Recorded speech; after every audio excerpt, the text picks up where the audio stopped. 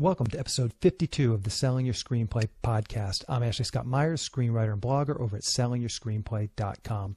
In this episode's main segment, I'm interviewing Saar Klein. Saar is an editor who has worked on some really big films like The Bourne Identity and Almost Famous, and now he's written and directed a feature film called After the Fall starring Wes Bentley. We talk in detail about how he was able to get this movie going, so stay tuned for that.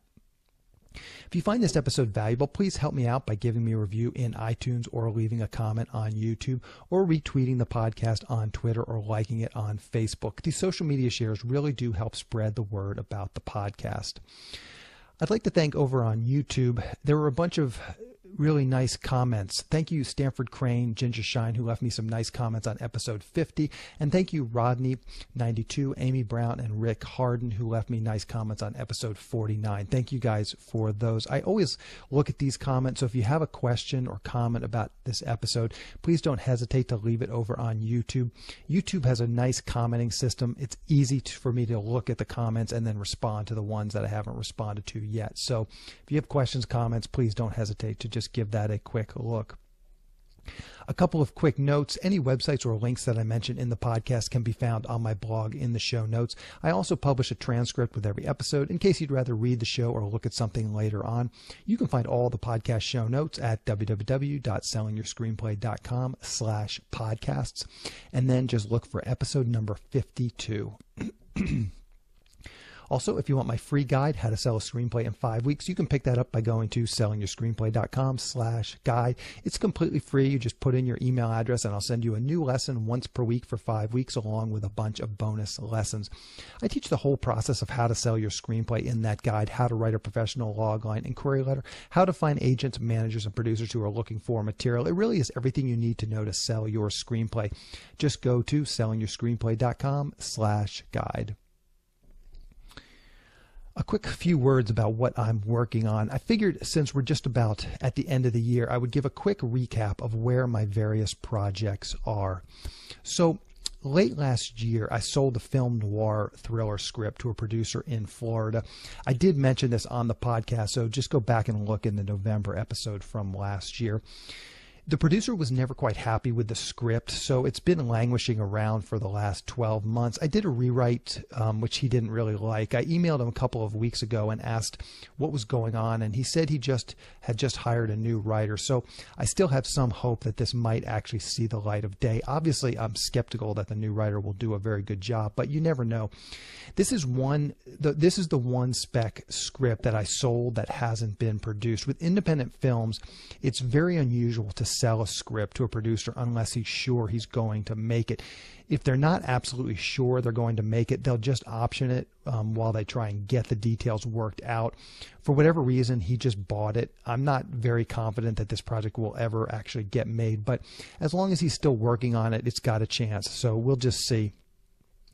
Also, late last year, I completed a writing assignment for a producer. It was a mob sort of a action comedy script. They had a decent, fairly detailed treatment, and I turned it into a full screenplay for them. The last I heard from the producer a few months ago, they were trying to get a director attached to it. I think they have the money to make this movie, which is a huge thing.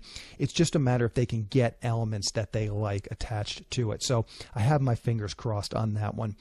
I've mentioned my baseball comedy a few times on the podcast over the last year. It's currently optioned by a producer in Delaware. He just had to re-option it from me and my writing partner for a little bit of money. So I feel like he's fairly well invested in the project. He's a really nice guy and very passionate about it. So I have high hopes for this one. If it gets made, I think my writing partner and I will be involved with it. He's already talking about tweaking the script to fit the local minor league team that's in the area and having us do that for him. I would say of all the projects I have out there, this one is probably the one I'm most excited about. I mean, I always really liked the script. It's very sort of a personal story for me and my writing partner. So I'm just really, as I said, I'm excited about this one. I really like the producer, and he's excited about it. So we'll see if that comes to fruition in the next year. I haven't talked a lot about my teen comedy, which was originally optioned. Actually, it was originally optioned before I even started the podcast, so I'm not sure I've ever even mentioned it on the podcast, but it's a teen comedy I wrote many, many years ago, and I wrote it with the same writing partner that I wrote the baseball comedy, which I just mentioned. And it was optioned by a producer in 2013, I think in like June or July of 2013. In August of this year, he re-optioned the script for another year. He had to pay a decent amount of money for this re-option. So he actually had to pay a decent amount of money for the original option too. So he's pretty well invested in the project. He's in Norway. He's a Norwegian producer. So I've actually never met him. In fact, I've never even talked with him on the phone. Everything has been done through email. He seems like a really nice guy. So I'm hopeful that he could get it going, but it's really hard to gauge how serious he is or even what he's really doing, since obviously he's in Norway and then I'm not. So we'll see. I mean, he doesn't. When he first optioned the script, he didn't have a lot of criticisms of the script. So I think if he does make it, it'll be pretty true to our script. But it's a big sort of teen comedy, so it's going to require quite a bit of budget. So I'm just not sure if that one's going to go or not, but we'll certainly see. I have a one location female protagonist screenplay, which was optioned early last year. I think I have mentioned this one a bunch of times on the podcast. The option is set to expire on December 31st of this year, so just in a couple of weeks. I emailed with the producer last week, and she was pretty non-committal about whether or not she was going to re-option it. So I'd say at best it's a coin flip whether or not she's going to be re-optioning it. One thing that's interesting to note about this option, so often you get the advice from people, just write a great script and the rest will take care of itself. What I find sort of interesting about this one, this producer doesn't really seem to have a lot of issues with the script. She likes it. So it's really not a matter of writing a better script. She's just really busy with a bunch of other projects. So this one is sort of on the back burner for her. I mean, but there's not really a lot I can do in terms of tweaking the script or getting the script right. She doesn't really have a lot of notes. She's kind of mentioned maybe the ending and stuff, but I don't think the script is really the problem. I think it's just a matter of her legitimately being busy on other stuff. So we'll see what happens with that one. When I sent it out, I think I mentioned this on the podcast before. It's literally a one location script. So like 95% of the action, or maybe 98% of the action, takes place at like a remote sort of a rundown hotel. So a pretty inexpensive, simple location to get. And when I sent it out, I did have a few other.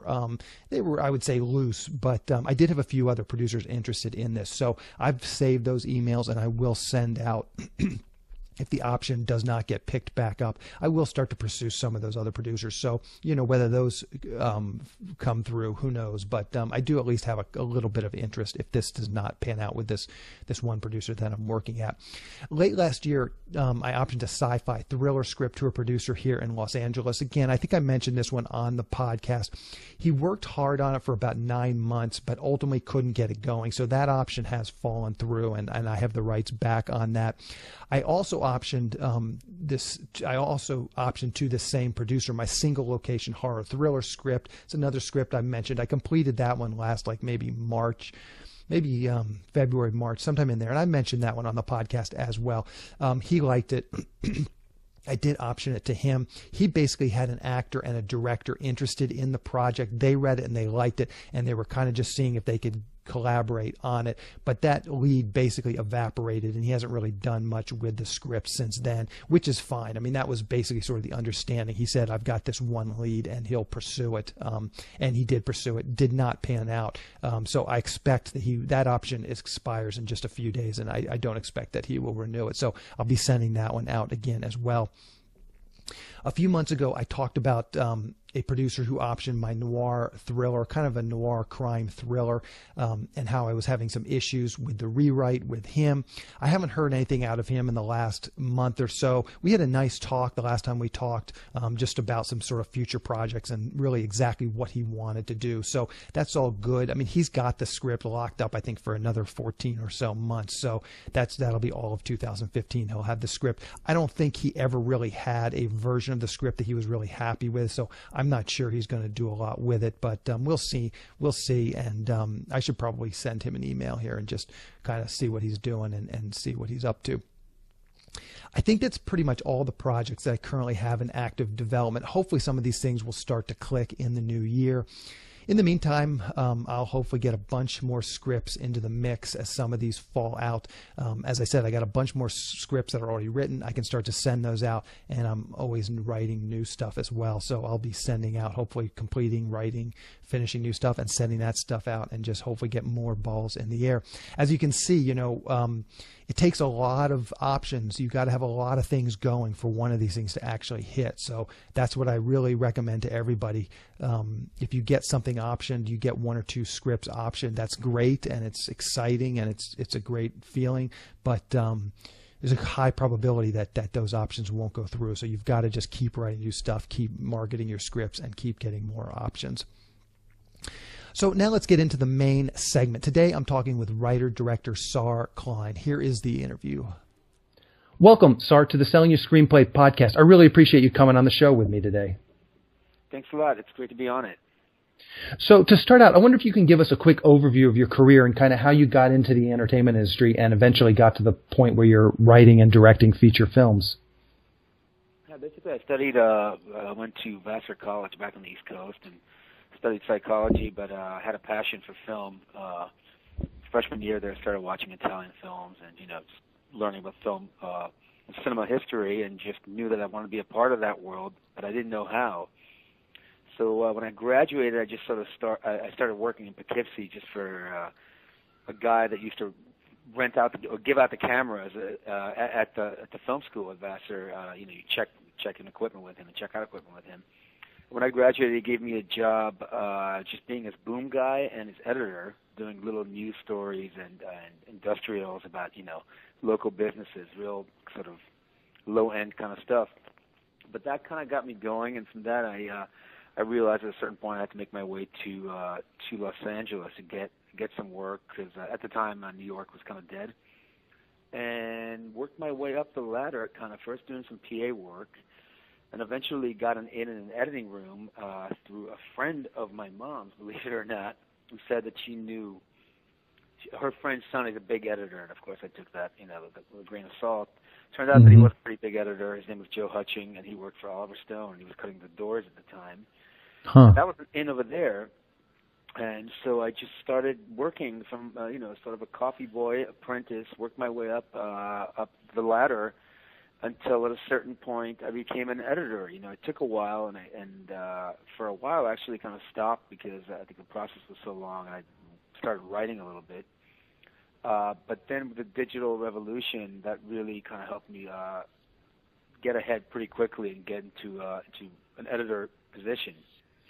And I did that for years, worked as an assistant for Oliver Stone, eventually worked for him as an editor on U-Turn, as a co-editor on U-Turn, and worked my way from there, met Terrence Malick, worked for him, and then Cameron Crowe, Doug Liman, and things just sort of kept moving from that.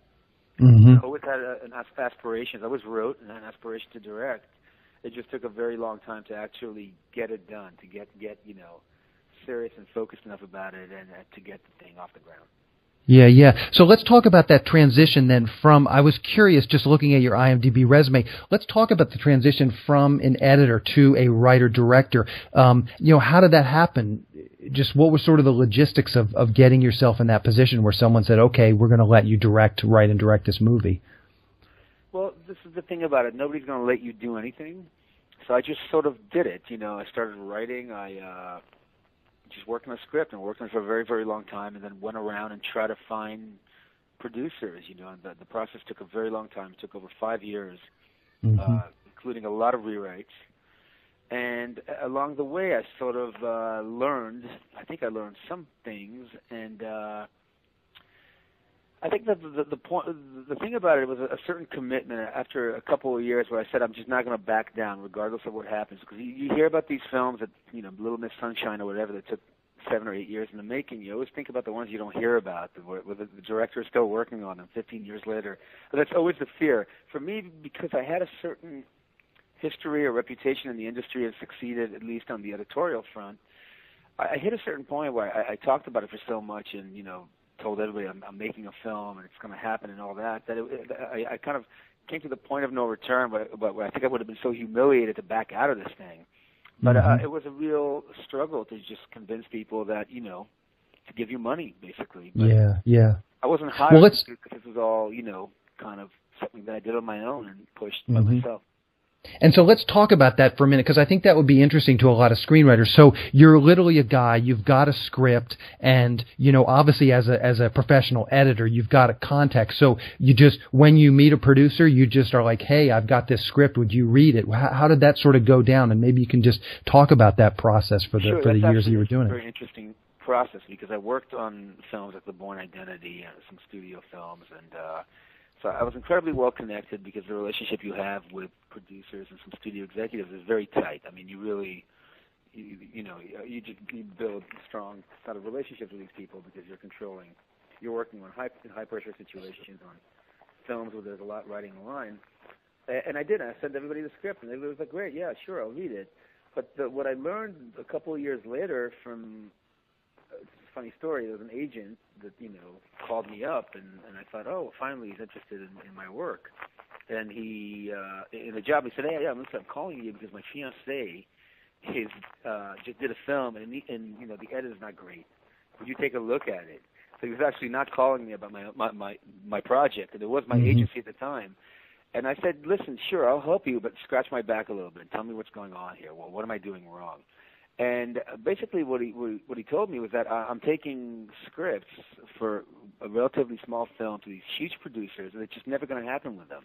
They're never going to touch a tiny little film with a small budget, and you know, it's just not it's not their, you know, strength, first of all, and they're not really interested in making small films, and so you're wasting your time. And basically, this agent gave me a list of a handful of people, of producers that are willing, that I knew, that we knew in common, that are interested in making films in the range of $1 million to $3 million. And that was a huge thing, because you can have incredible connections and you can ask for help, but they can't necessarily help you because they don't know that world. That's first of all, they're not interested in that world at all, but they won't necessarily say no, because there's no point in saying no. It's free to just say to somebody, yeah, sure, I'll take a look at your script and I'll try to help you out with it, you know. And if anything happens, jump on board. So I think that's a major thing, is to just think about what kind of film you're making and go to the right people. You know, don't necessarily go to the biggest producer in the world that's got 30 projects and, you know, and this is just going to sit on his desk and collect dust. I think that was very, very useful. When I heard that, I kind of went to the few people that I knew that worked on a smaller scale, and one of them was a producer, the producer for Terrence Malick, so we had a relationship, and she read the script and jumped on board. Okay. And then she's the one who went out and actually raised the money for it? Yeah. Then collectively we met people. She raised the money. She had connections. I mean, producers, especially of independent features. I mean, that's a huge part of their job, is to actually find people that are willing to invest, you know, in the risky endeavor of, you know, making independent films. Sure. Okay, so let's talk sort of specifically about After the Fall and the script for that. So when you start pitching this script, I'm always curious to ask this: how many scripts had you written when you started actually sending out After the Fall and trying to get it made? You know, I've written a bunch of scripts, like 4 or 5, but they were never in any kind of, you know, they were, you know, I sort of abandoned them at some point, either out of frustration or life, just having an editorial job, you know, some sort of professional engagement, which has been a hindrance to me, because there's always a way out. I mean, I think you hit a point when you're writing where you're stuck and it's kind of painful. And in a way, if this is the only thing that you have, then you break through. In my situation, I could always say, okay, I'm going to take a job editing a film and kind of forget about it for a while. And that way I took my foot off the gas. In this situation, I mean, I wrote and got notes and, you know, and went through the painful sort of, and learned about the process of rewriting and how important it was, then showed it to some potential investors that had notes. Some liked it, and the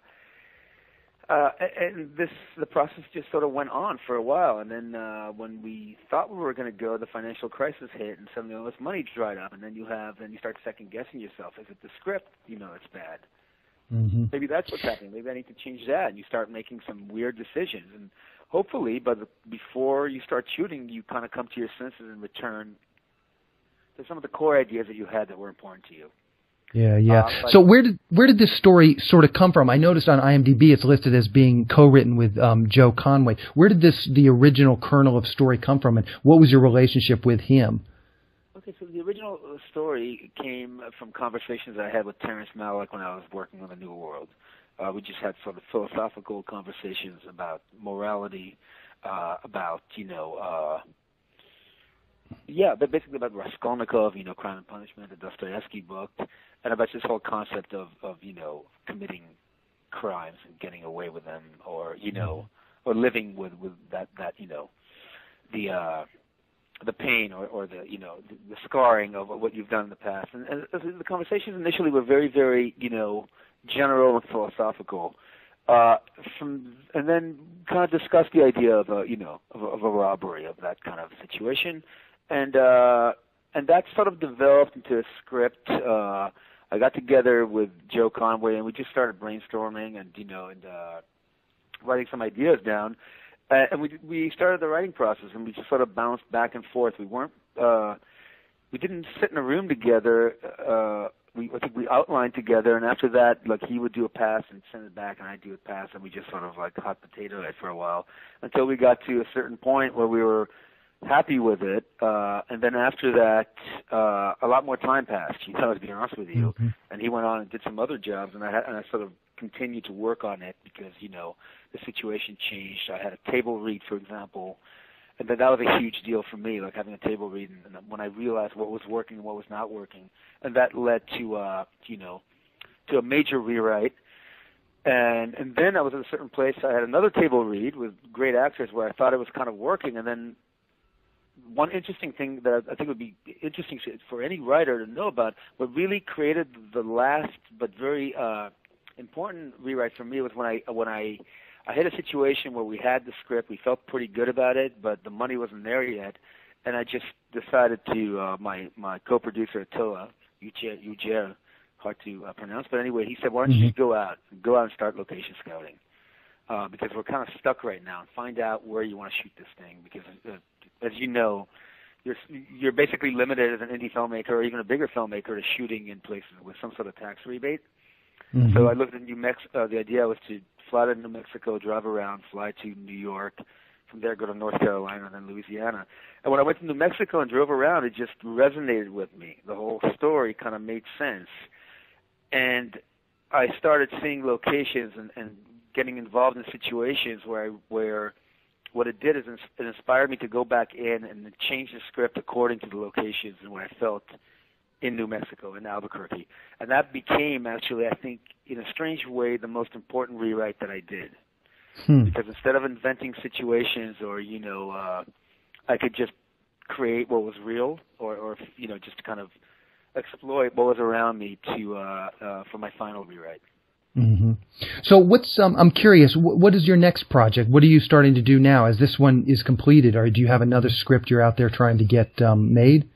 I mean, the truth of it is I'm looking for material. And on this project, I kind of did everything myself. I helped. Mm-hmm. I wrote it. I helped raise the money in a way. What else? Edited it as well, since I was an editor, and directed it. And so, and I just felt that was such an overwhelming job that I wouldn't want to do that again. I think I just want to direct or develop a project with a writer. So, I mean, I have an agent who's they're looking for material for me. I'm trying to read a lot of books. I'm still in the process of the film comes out December 12th, so there's a whole huge process of marketing and selling and traveling with the film to different festivals.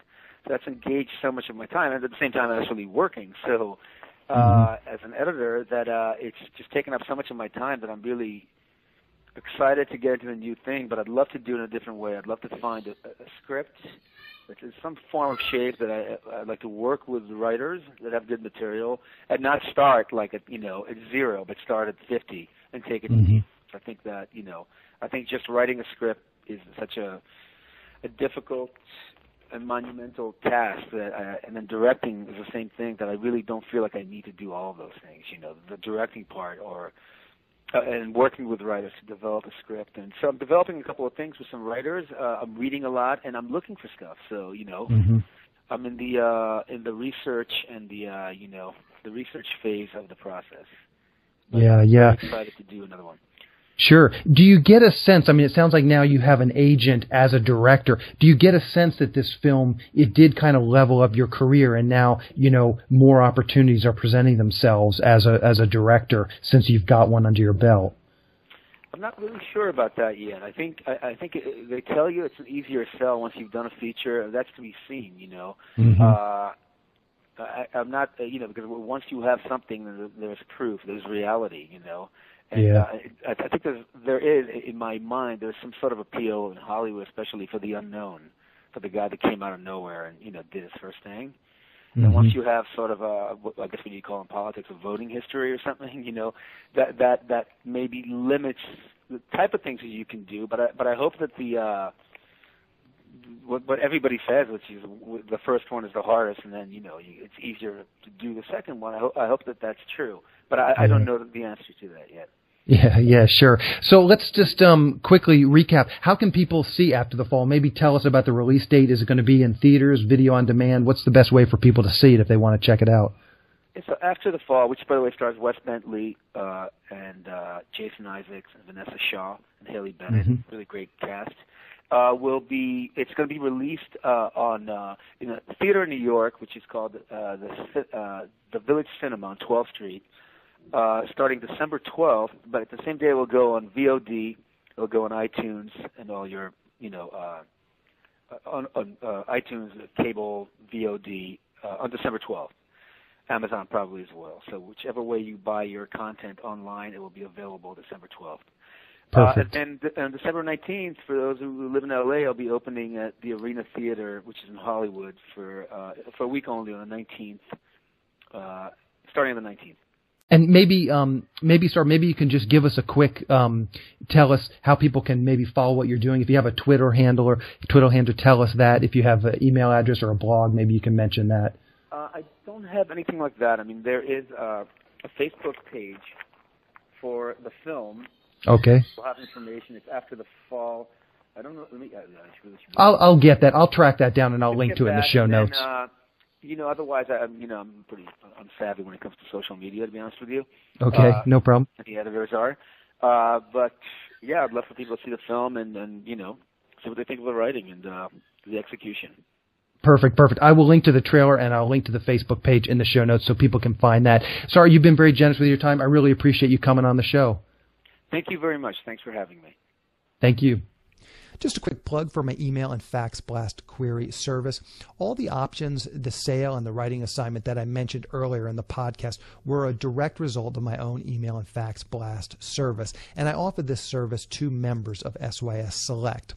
Here's how it works. First, you join SYS Select. Then you post your logline and query letter in the SYS Select forum. I will personally review your logline and query letter and help you make them as good as they can be. Then you purchase the blast and I send it out for you. The emails are sent as if they're from your email address, so all the replies go directly back to you. You can exclude companies if there are some specific companies you don't want to send to. That's easy. You just give me their email addresses and we can exclude those from the sending. To learn more about this, just check out www.sellingyourscreenplayselect.com. Again, that's sellingyourscreenplayselect.com. So in the next episode of the Selling Your Screenplay podcast, which will actually be the final episode of the year, I'm going to be interviewing filmmaker Greg Francis. Greg is a writer and director and recently completed a cool thriller script called Poker Night. It took him nearly 10 years to get this movie made, and it's a real testament to perseverance. And we go into some real details about how he persevered and finally got this movie made. So keep an eye out for that episode next week. To wrap things up, I just wanted to touch on a few things from today's interview with Saar. I think the main thing that stood out to me is that he had to take initiative and make things happen for himself. I really think it's interesting. I mean, here's a guy who has a ton of connections in the industry, but he still struggled and still had to hustle to get his movie made. That really just speaks volumes, and I really can't emphasize this enough. No one is going to be your champion more than you. I think that's why so many newer writers think that the answer is getting an agent. Like once they have an agent, they won't have to worry about the marketing of their screenplays anymore. Unfortunately, it just doesn't work like that. Ultimately, it's really up to you and you alone to advance your career. Anyway, that's the show. Thank you for listening.